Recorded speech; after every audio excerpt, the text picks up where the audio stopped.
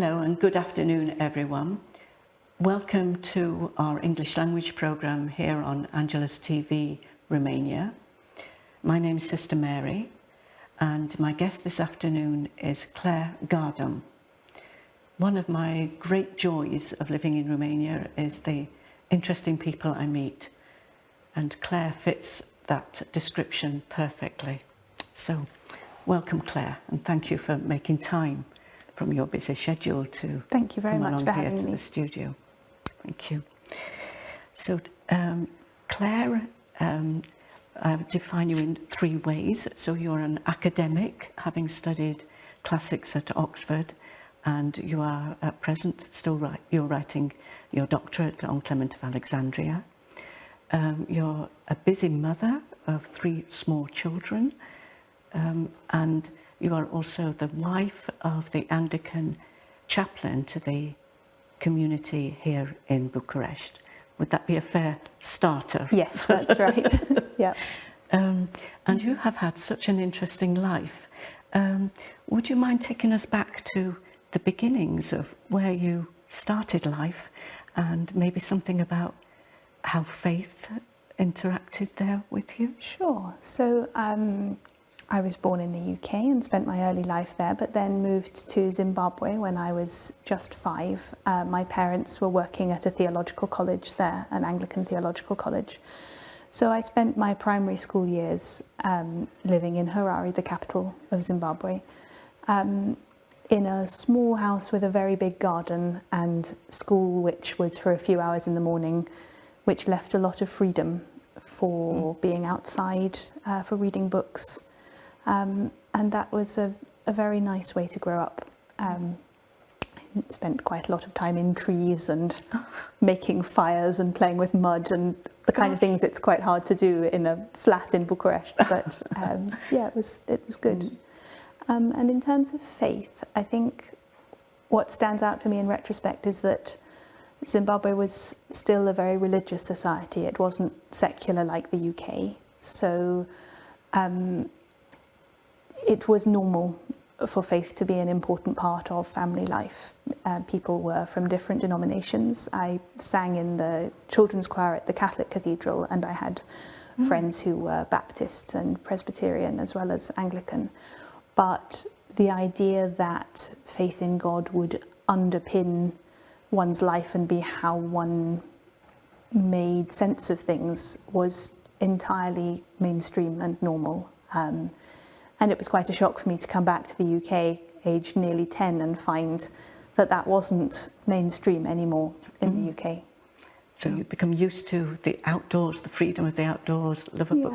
Great, it sounds like a wonderful, I just had a tiny experience of being in Harare myself, but I can't begin to imagine what that must have been like for a small child, the freedom to explore.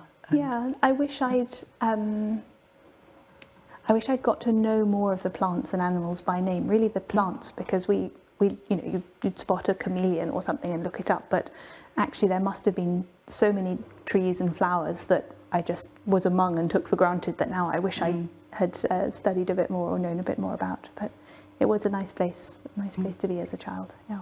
And you said that your parents were at the theological. That's right. So they taught at, it's called Bishop Gall Theological College, and they trained priests. In fact, the college chapel was in our garden. It was, our garage had been converted into the college chapel, so they'd come there for evensong every day. And again, that sort of seemed normal at the time. And it seems a very ecumenical setting too, that you were singing in the Catholic cathedral. I hadn't picked that up before. And you had friends from... I suppose it was ecumenical in retrospect, yes. Yeah. And then you moved to England at age 10, so the first transition. And your learnings from that, I'm thinking now that you have your oldest child, Agnes must be coming towards... She's nearly 8. So she's nearly 8. So a transition that she might be making, or that the children will be making, what sort of learnings would you... I think my sense of how we will help them move back, which I think we'll do eventually, is certainly informed by my experience, because for my parents, moving back to the UK was just coming home, and they remembered it very well. We as children didn't really remember it, and I had ideas about England, but they were very out of date and they were all from books. So I think I'm alert to the fact that that will be a major transition for them in a way that maybe just didn't occur to my parents, because to them it felt like such a familiar place. I think it's a little bit different because there are so many Romanians in the UK, so we will be able to meet up with people who know about Romania in a way that when I moved back to England in 1997, really there weren't people who knew about Zimbabwe, that you wouldn't just meet people who'd been there very often. So I think that might help, that there'll be people who recognise the places that they remember and can talk about, I hope. Yeah. Moving back into a secular society, and yet holding on to what must have seemed very, very important in your early years, and then moving into student life. So, a student at Oxford in 2006 to 10. 2006, exactly when I came back to Romania, 2006, the second time. Student life for a practicing Christian. What were the challenges and the joys, maybe? So I went to a very left-wing college. I actually chose it because when I was looking around, the chapel had a sign about a fair trade tea party which was happening, and I thought that sounded like a nice place to be, which meant that there weren't many other practicing Christians, and the chapel community was quite small. What I found was that during the week, my priorities and those of my secular friends tallied very well. We cared about the environment, and we cared about social justice, and we volunteered with charities, and had a lot of fun and learnt how to cook and did our essays. But the sense of there were definite shared values that that were easily mutually recognisable, and I was quite keen to show my friends that I could get to the same values from my different starting point. And then on Sundays, I went to church, and they slept in and went for a run and had brunch. And I didn't really see them all day, because suddenly I was just on a completely different schedule. And I needed that, I think, to regroup and recharge and have a sacramental life. So I always went to the Eucharist in the morning at one church or another, and then sang in the college choir in the evening. And that would be the point at which I'd sort of re-enter the student world. And quite a lot of the choir weren't religious, but they liked singing evensong. So I think it wasn't a plan to do it like that, but that's certainly how it ended up working and working well. Working well. Yeah. And it's very interesting, the idea that you have values that coincided with people with or without faith. Yeah, absolutely. And I think students, we talked in terms of abstract values quite a lot, because we had plenty of time to talk about that sort of thing. And it felt very important to me to show that I came to a lot of the same values via a very different route. Yeah.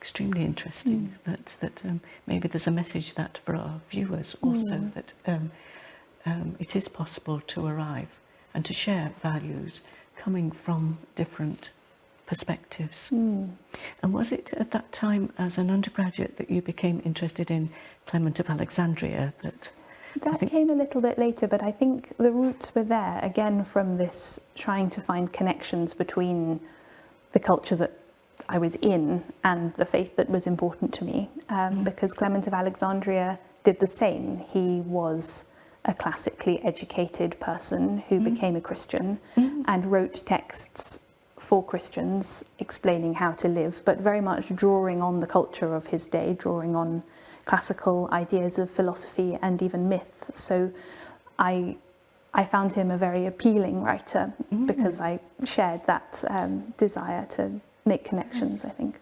Yes. And are you able to continue doing your research here in? Well, I'm trying to.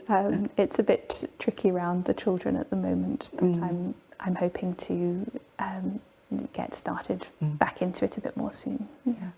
Maybe we should just talk for a moment about your 3 beautiful children. I think we have a picture here of your youngest child, Ephraim, and I've had the joy of watching Ephraim taking steps throughout this last year. He's just turned 1. Yes, now. that's right. Yeah, he turned 1 in July. And Agnes and Alban. That's right. So Agnes is nearly 8 and Alban is 4.5 and Ephraim is 13 months.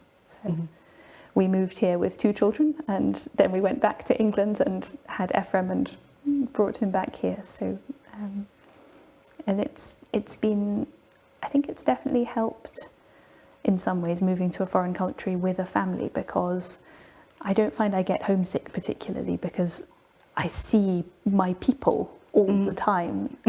When I was younger and would travel on my own, I got more homesick because I didn't have that set of relationships coming with me. It sounds like you've settled very quickly, in a way, into Romanian life. Well, we've been made very welcome. I think having a church community has helped enormously with that. From the beginning, there have been people to show us how to do things and help us get settled, and that's been really good.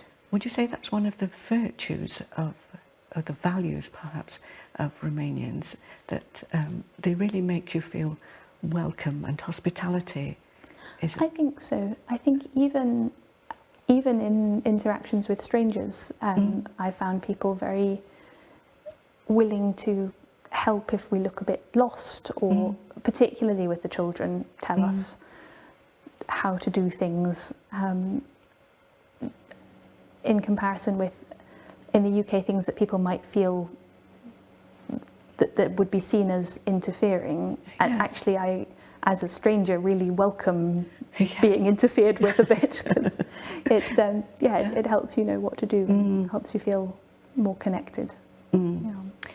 And you just touched also on the church community that I've also had the privilege of visiting because of the choir, and I think you sing in the choir. So this little bit of England in the middle of Bucharest, recognised by the brick work, is, and I think some of our viewers will be familiar with the church from the week of ecumenical prayer for church unity. And I think there's some wonderful initiatives starting there. Perhaps I've not been present long enough to have noticed that they were happening before, but it seems to me that there are new things happening. I think certainly our arrival coincided with the end of COVID, and that has meant that there's suddenly scope to do a lot more. Things were quite restricted for a while before that. So yeah, it's exciting. One of the things I like about church is that it's a place where there's a great potential for creativity, that people can try things out and try different ways of communicating God's love to people. And I think that's a thing that we're trying to do in different ways at the moment. So we have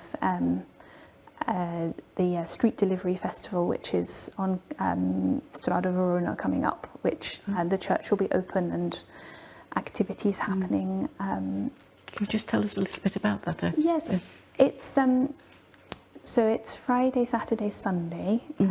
I don't know whether by the time this airs it will have happened, but it's all along Strada Verona. Businesses will be open and people can go and visit, and there'll be activities. At our church, we're combining with a local group who've done some wonderful work clearing up in the parks and in the piazza. And people will be welcome to come in. There'll be things you can do, sort of reflective activities around the themes of gratitude, compassion, connection. So again, we're trying to find those shared values that even if you're not religious, or if you're Catholic or Orthodox or Anglican or some other religion, we can find a lot that's in common, and people can reflect together on those. So that's one thing that's happening soon. Yeah. And I think you took the initiative. I think your personality is one that takes the initiative for anything that's creativity as well. For the Women's Day of Prayer last year. Yeah. So the Women's World Day of Prayer happens every year in very early March, I think. And I invited a group of women, including you, to participate. And we took as our theme Prayers for Peace, because it was very close to the anniversary of the start of the invasion of Ukraine. And each woman created a prayer station which was her response to that theme. And in the end, I had to go back to England because of my visa, so I didn't get to be there. But it was, from the pictures and the reports, it seemed like a very good chance for people to come into that space and reflect in different ways. And I was delighted by the range of different responses that different people brought. And it was a very much an ecumenical thing. So we had Roman Catholic women and Orthodox women and evangelical Protestant women, all bringing their different backgrounds and ways of praying, and we could all try out the different ones. So, yeah, I was pleased with it. I love the way you say we're just trying to show people that the love of God can be experienced in so many different ways, of just feeling accepted, received, cherished, gifts appreciated, community. Yeah. Thank you. And another thing that I wanted to just touch on was what advice you would give for expats living here, or those who are about to come here. You know, it's often at this time of year, you see in the Catholic Church, in the community I go to, in the French Church, a whole new group of people are here. From your own wisdom of this last year, what advice would you? I think I would advise people to be open to what the city has to offer. It's the first impression can be quite overwhelming. It's very big and busy, but it's very exciting. And the thing that made the most difference for me was learning to use the public transport system. It's a fantastic system. It's better than any I've come across in the UK, and it's very reasonably priced as well. You can pay on your phone. The metro in particular is very user-friendly because there are maps everywhere. But getting the hang of the metro, the bus, the tram, the trolley bus just gives you a kind of freedom and puts you in touch with ordinary people of Bucharest going about their day, and that's helped me feel much more at home here. I think that would be my advice. Thank you, Claire. One thing we haven't explored much is just what it feels like being the wife of the Anglican chaplain in. I think our viewers who are familiar with the Orthodox Church will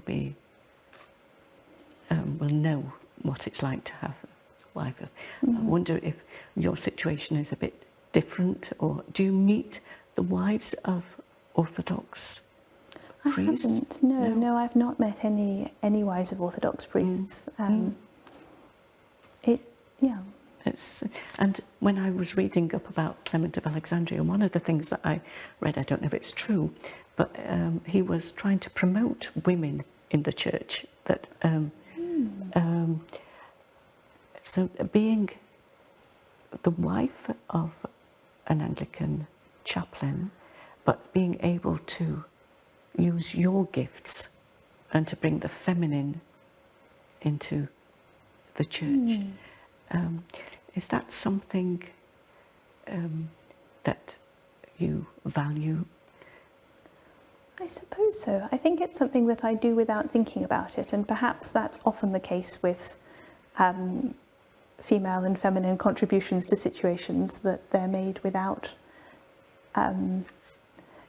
thinking about it, and maybe we could try and notice them and value them more for what they add. Yeah. We're coming towards the end of the programme, but I don't want to leave without just giving you the chance. Is there anything that you would like to offer our viewers in terms of bringing God's love to others, religious or not, values that you are trying to inculcate in your children that could be learnt by others? That's a big question. A thing I try and do with my children as much as possible is to be outside, because even in a city there's nature around us, and I think that sense of freedom and being in God's creation is where I feel most alive, and I think that's when one feels close to God. So that would be my advice: is get out, get outside. Yes, get away from the phones, get away from being and glued relate to people face to face outside, if possible. And I know that you shared with me that you try to choose not to watching television all the time, or try and monitor the children's. We try and give them space and time, which are hard things to give, because you then have to take away other things to make them possible. But space to play and time that's not overscheduled with tasks, I think it's good for all of us, really. Yeah, good for all of us, not just the children, but yeah. enjoy it as well. Claire, thank you for coming again to the studio, and may the years ahead here in Romania be opportunities for you to share more and more of this love of God's creation. And it actually coincides with this month is the season of creation in the Laudato Si movement. So that rings true with that. Thank you again. Thank you very much for having me. Thank you for watching, and enjoy this season of creation, and let us all learn from Claire's experience. Make time, play, get outside. Thank you for watching.